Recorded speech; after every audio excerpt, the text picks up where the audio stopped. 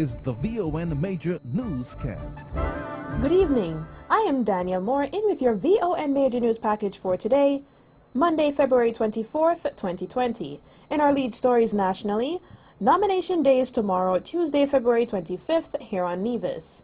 And the government moves to expunge records of some 800 persons for small amounts of cannabis.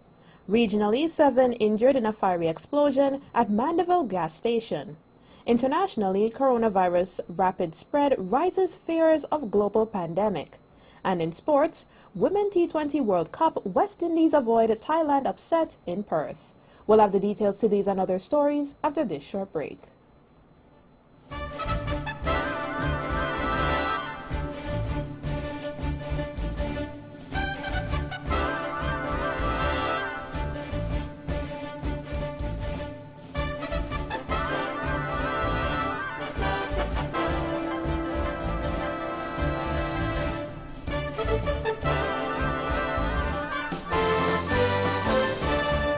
Another look. Different from how you've seen it before. Another look. Takes an in-depth look into business, politics, science, technology, religion, and more. Another look. Featuring documentaries from the BBC, regional features, and local ones too. Another look. Every Monday at 3 p.m. on the Eastern Caribbean's powerhouse, Vaughan.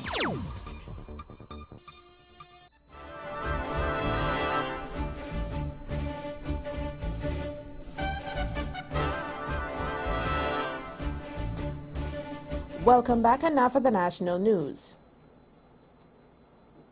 Mrs. Sherilyn Nisbet has been assigned the position of returning officer. She will receive nominations for the polls on Tuesday, February 25th from 10 a.m. to 1 p.m. and from 2 p.m. to 4 p.m. as stipulated by the National Assembly Elections Act. Each candidate must be nominated by at least 2 voters who are registered in the district, subject to the conditions set out in subsection 59 of Part 4 of the Act. In due course, an announcement will be made of the successfully nominated candidates. That's Supervisor of Elections, Mr. Elvin Bailey. He was speaking about the fact that nomination day is tomorrow, Tuesday, February 25th. The candidates vying for the constituency number 5, St. Thomas Parish seat here on Nevis, are Concerned Citizens Movement, Mr. Keith Sparrow, and Nevis Reformation Party's candidate, Mrs. Cleone Stapleton Simmons. The by-election is slated for Thursday, March 5th, 2020. A by-election is an election held in a single political constituency to fill a vacancy. This was triggered by Mr. Joseph Parry's resignation from the Nevis Island Assembly in December of 2019, who was the lone member of the opposition. As a result, according to SKN's constitution, a by-election shall be held to fill the vacancy within 90 days of the occurrence of the vacancy. As the island of Nevis draws closer to the by-elections slated for Thursday, March 5th, 2020, candidates for the Concerned Citizens Movement CCM and the Nevis Reformation Party NRP have both expressed their confidence in winning the constituency number 5 St. Thomas Parish seat. A by-election is an election held in a single political constituency to fill a vacancy. The VON Newsline first spoke with CCM's candidate for St. Thomas Parish, Mr. Keith Scarborough, who made this plea to the people of St. Thomas. Myself and the NRP candidate wants the same thing for St. Thomas's. That is to develop the constituency, to help persons in the constituency. The difference is a vote for me makes that possible. A vote for my opponent really doesn't go anywhere at all. It just places you in parliament and you really can't do anything. And I'm not faulting her or anything. It's just the way things are. You've got to be inside cabinet to be able to help persons. So while we both want the same thing, only one will have the opportunity, because a vote for me put me inside cabinet. A vote for her put her in parliament. And that's the major difference. CCM's candidate for constituency number 5, St. Thomas Parish, Mr. Keith Scarborough. However, the NRP's candidate for the St. Thomas Parish, Mrs. Cleone Stapleton Simmons, had this to say.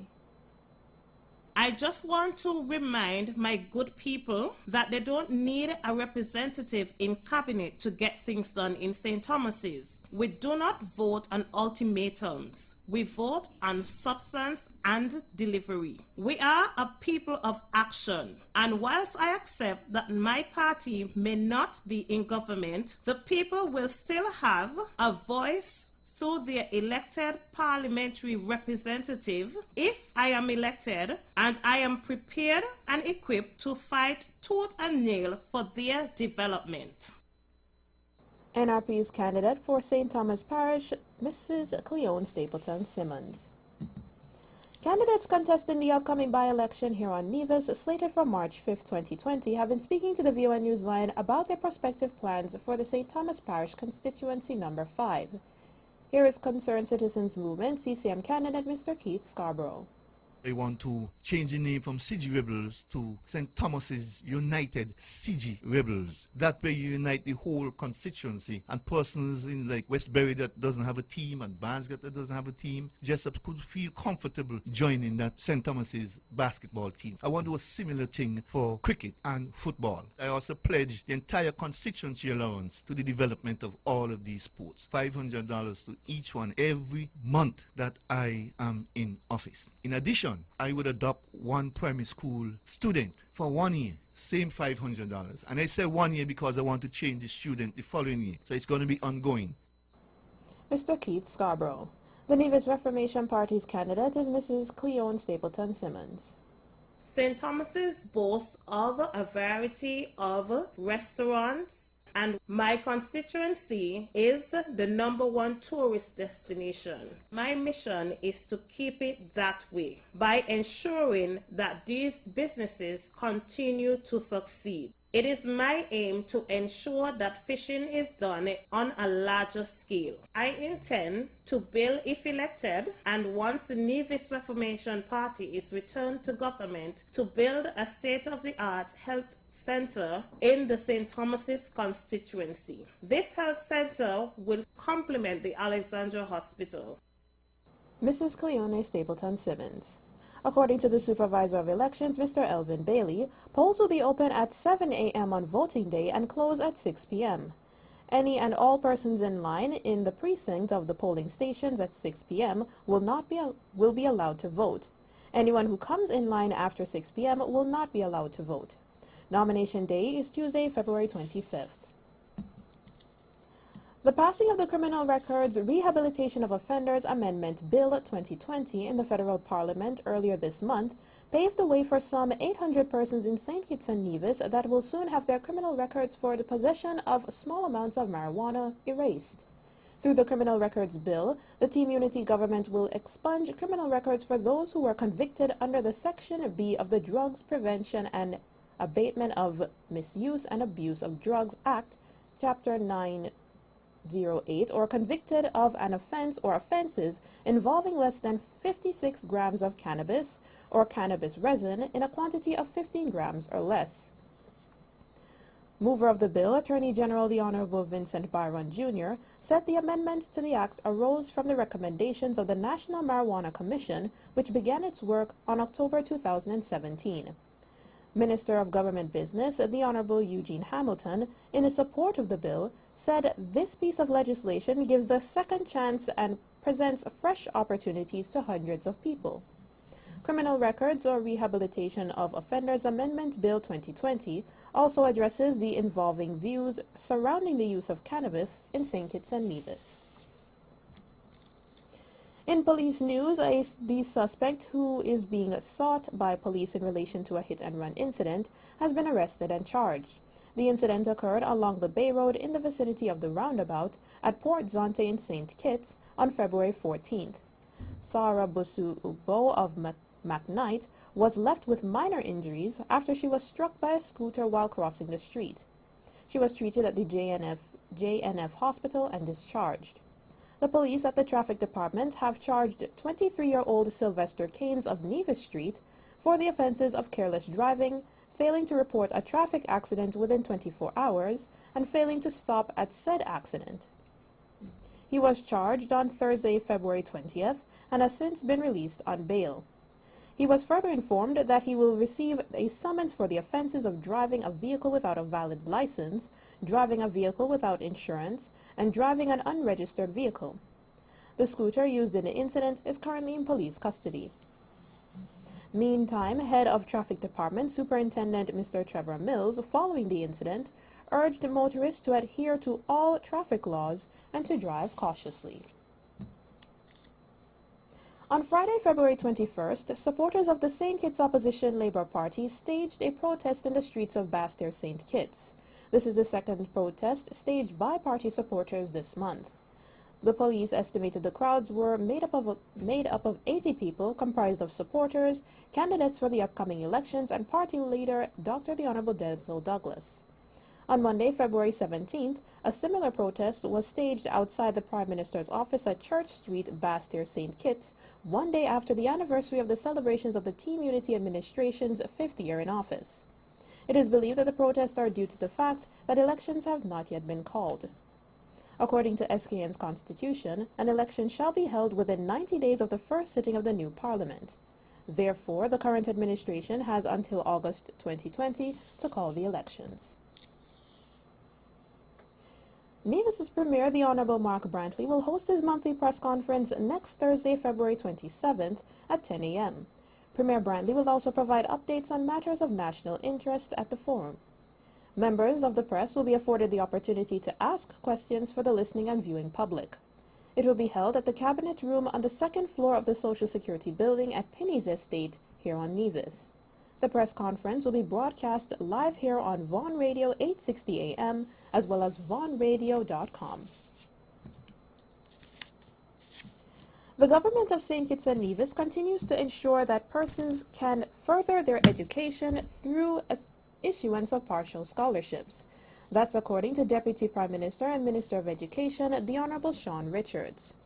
He was quoted as saying students who have an interest in going to University of the Virgin Islands, there is a partial scholarship in the amount of $500.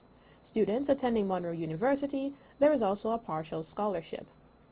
Deputy Prime Minister Richards noted that full scholarships are offered to nationals of St. Kitts and Nevis to study in the Republic of China, Taiwan, and the Republic of Cuba by the respective governments.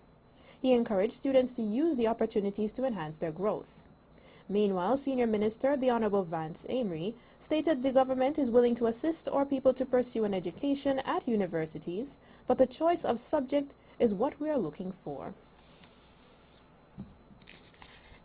And finally, in our national news segment, the Global Environmental Facility, or GEF Small Grants Program, has issued a call for proposals. SJP 6 operational phase STAR allocation for projects in the area of biodiversity conservation to support grassroots communities and civil society organizations across the Federation of St. Kitts and Nevis. The aim is to tackle critical global environmental challenges while addressing local sustainable development needs. SGPSKN started financing projects in 2014 and has since its establishment in the Federation, 60 approved community-based projects in St. Kitts and Nevis have been provided seed monies and technical assistance.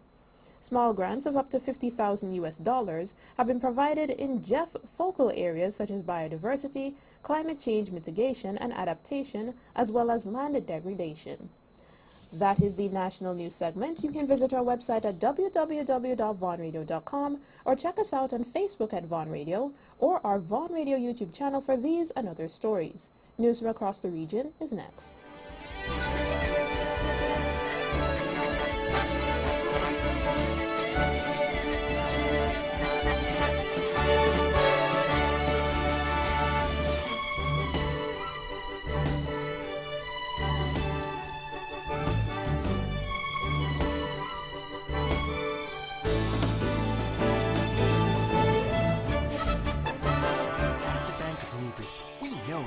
Personal as well as your business needs, and we're here to help. Our knowledgeable staff will work with you to help you achieve the financial success that you or your company needs in a competitive market. We offer solutions to make your banking experience easier, like our savings and checking accounts. Be sure to ask about our youth savers accounts and our Bank of Nevis Go Club.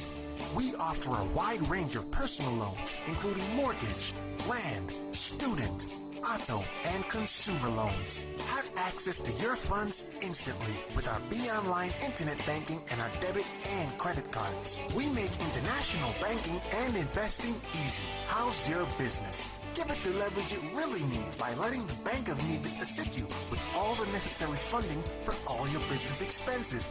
It's that easy. What are you waiting for? The Bank of Nevis Limited, improving the quality of life. Like us on Facebook at www.facebook.com/The Bank of Nevis.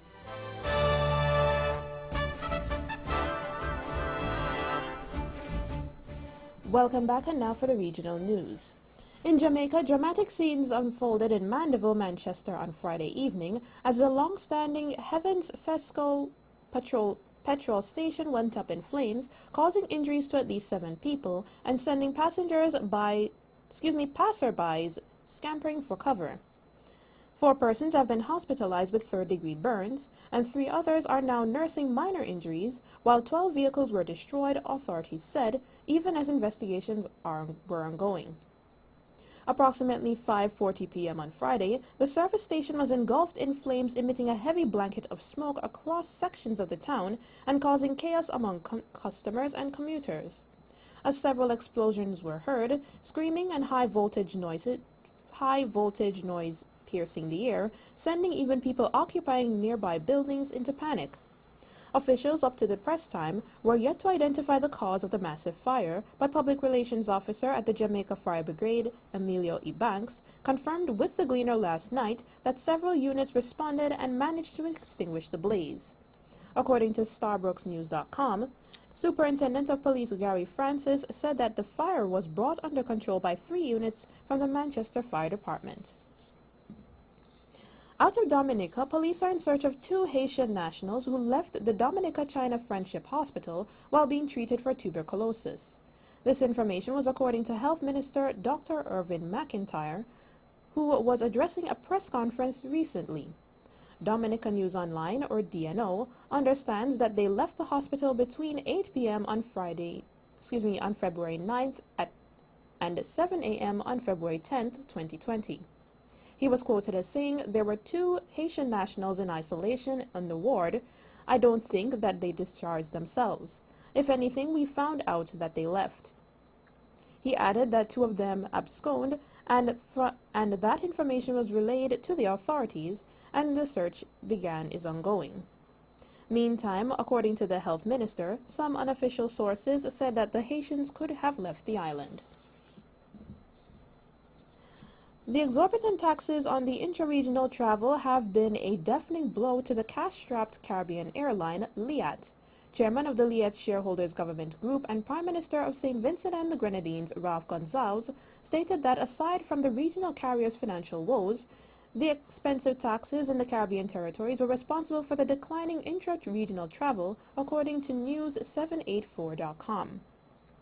It is too expensive to travel in the region, and part of it is due with taxes. Some countries have high taxes as high as 97 US. St. Vincent and the Grenadines is on the lower end. We have 40 US, Gonsalves identified. He suggested that offering tax rebates to frequent flyers might help increase the airline's traffic.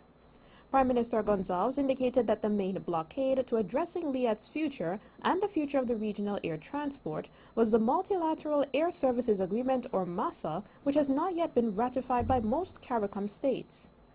Nevertheless, he remained optimistic that under the chairmanship of former Barbadian Prime Minister Owen Arthur, the carrier will be revived. During her feature address at the 31st Intersessional Meeting of the Heads of Government Conference, Chair of the Caribbean Community, or CARICOM, Barbados Prime Minister Mia Mottley reiterated that Liat now has a new board with a renewed mandate to be able to ensure that the regional affordable transportation is made to the Caribbean people. And finally, in our regional news segment, the Caribbean Community, or CARICOM, will convene a multidisciplinary summit on security scheduled for April 2020 to have frank discussions given the continuing high rates of crime and violence in the community. CARICOM Chairman, Barbados Prime Minister Mia Mottley, made the disclosure while briefing the press at the close of the 31st intersessional meeting of the Conference of Heads of Government last night. The Security Summit will be held in Trinidad in April. She said that heads were deeply concerned about the level of crime and violence in the region. Prime Minister Mia Mottley said it was recognized that crime and violence and the security were not issues that could be believed to be simply the responsibility of governments, particularly in the context of the Caribbean, where there are effectively public health disorders, public health diseases. To this extent, the heads agreed to a multidisciplinary approach to addressing the issue was critical. That is the regional news segment. International news is up next.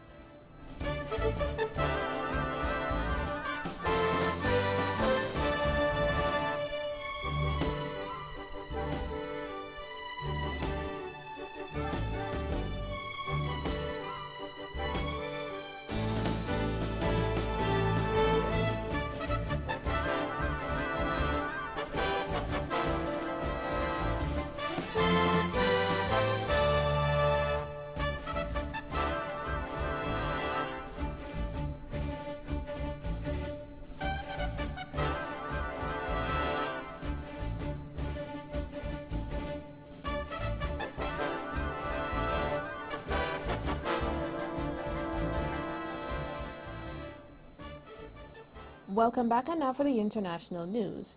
Fears are growing that the coronavirus outbreak could reach pandemic scale as more cases emerge around the world. Most infections are in China, but other nations like South Korea, Italy, and Iran are battling the virus which causes respiratory disease COVID-19.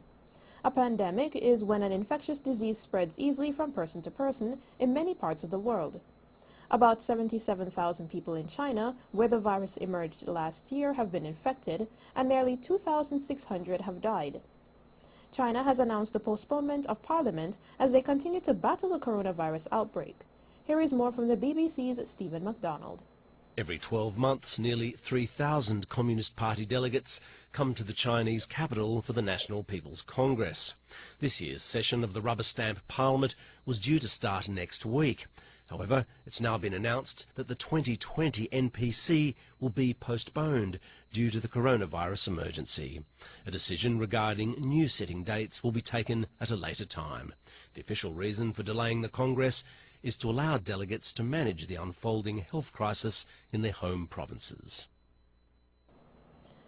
Harvey Weinstein has been found guilty of sexual assault, capping a stunning downfall for the former Hollywood mogul and a victory for the #MeToo movement against harassment. Weinstein, 67, was convicted in New York City's of third-degree rape and first-degree criminal sexual act, but he was cleared of the most serious count of predatory sexual assault. He faces up to 25 years in prison. He still faces charges in Los Angeles of assaulting 2 women in 2013. At least 80 women had accused him of sexual misconduct stretching back decades, including actress Gwyneth Paltrow, Uma Thurman, and Salma Hayek.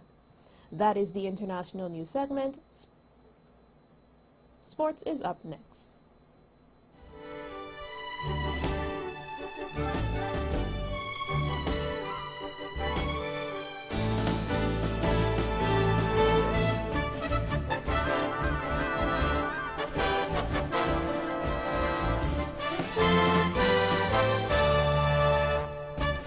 Let TDC Financial Services help you go for your goals. Whether you're thinking of taking that grand vacation, down payment on a house, higher education, TDC Financial Services has various plans that will allow you to go for your goals. Choose from the Accumulator Plus, Investment Starter Plan, and Fixed Deposit. Ready to go for your goals? Visit us at TDC Financial Services, where money is made easy.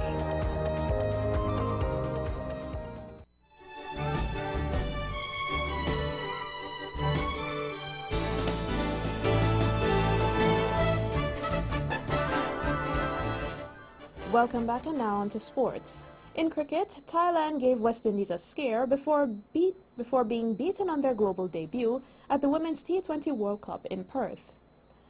Narumo Chawe's superb direct hit to dismiss Leanne Kirby sparked a mini collapse that saw West Indies fall to 27 for 3, but Shemaine Campbell overturned an elbow decision to ensure she and Captain Taylor got Windies over the line with 20 balls remaining.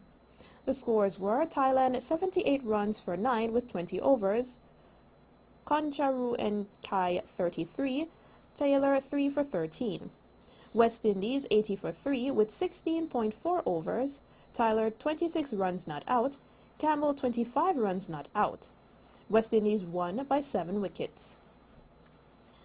Still in cricket, Pakistan's President Arif Alvi has announced honorary citizenship and the highest civilian award for Peshawar Zami captain Darren Sami in recognition of his most important role in the restoration of international cricket in Pakistan and his love for Pakistan. The man who made West Indies the champions of the T20 World Cup is now called Darren Sami Khan by his Pakistani fans. In athletics, the 4th annual Grenada Invitational, which is a part of the World Athletics Continental Tour Silver Series, was officially launched on Thursday, February 20th at the Radisson Beach Resort in St. George's, Grenada. The Invitational's athletics liaison, Marvin Anderson, announced an impressive line of Olympians, world champions, world record holders, and generally world-class athletes who will compete here in Grenada at the Kirani James Athletics Stadium on Saturday, April 4th. Double Olympic medalist Elaine Thompson and Kirani James, along Johan Blake, led an impressive and existing cast. Other athletes named at Wednesday's launch include Olympian Justin Gatlin of the USA, Jamaican Asafa Powell, Great Britain's Zarnell Hughes, Nigerian Blessing Okabar, and Jamaica Brianna Williams, according to trackalerts.com.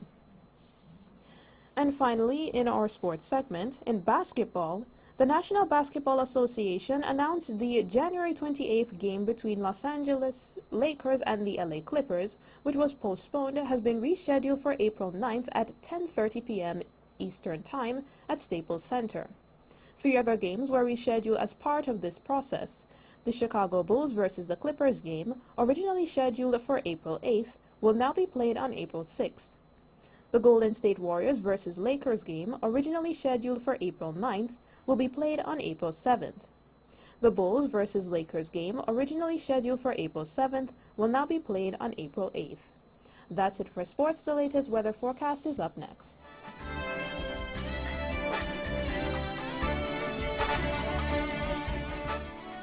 The weather tonight: cloudy with a 50% or moderate chance of showers. Winds east to northeast at 6 to 15 kilometers per hour or 3 to 8 knots. Seas 1 to 1.5 meters or 3 to 5 feet. Sunrise tomorrow is at 6:32 a.m. And that's how we wrap up the major news package for today, Monday, February 24th, 2020. Before we go, let's take a look at the headlines once again. Nationally, nomination day is tomorrow, Tuesday, February 25th, here on Nevis. And government moves to expunge records of some 800 persons for small amounts of cannabis. Regionally, 7 injured in fiery explosion at Mandeville gas station. Internationally, coronavirus, rapid spread raises fears of global pandemic. And in sports, Women's T20 World Cup, West Indies avoid Thailand upset in Perth. On behalf of the rest of the news team, I am Danielle Moore, wishing you a pleasant evening.